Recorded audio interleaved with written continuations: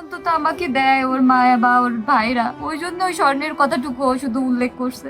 আমার হাজবেন্ড যে স্বর্ণের কথা উল্লেখ করে গেছে সে সব স্বর্ণটুকু ওরই কেনা, বিয়েতে যা দিয়েছে ঠিক তাই। রাস্তায় যাওয়ার সাথে সাথে ফোন, মা তুমি আমার যাওয়ার সময় আসলা না, আমি তোমাকে এতবার ডাকলাম যে মা আমি যাচ্ছি বেরোচ্ছি, তুমি তো আসলা না, রাগ হইছো কিসের জন্য হইছো?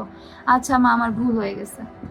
তারপরে ওর মা এসব কিছু করলো যে আমার হাজবেন্ড যদি যেতে যেতে পথে যেতে যেতে সিঁড়ি দিয়ে নামতে নামতে, আমরা তো 7 তলার উপরে থাকতাম, নামতে নামতে ও যদি ফিরে তাকাইতো আমি তো দরজা দাঁড়ানো থাকতাম, সেটা নিয়ে ওর মা ওকে বাজেভাবে খুব বাজেভাবে অ্যাটাক করতো যে ফিরে তাকানোর কি আছে, বউয়ের সাথে এত কি, বউকে এত লাই দেওয়ার কি আছে, তুই বেরোচ্ছিস তুই বেরোই যা, পিছনে তাকে আবার তাকাতাকি চোখাচোখি করার কি আছে, এটাও বলছে তার মা, আমার শাশুড়ি।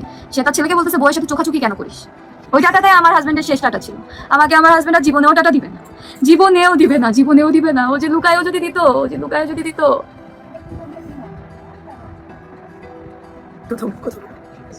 ঠিক আছে আর দরকার নেই।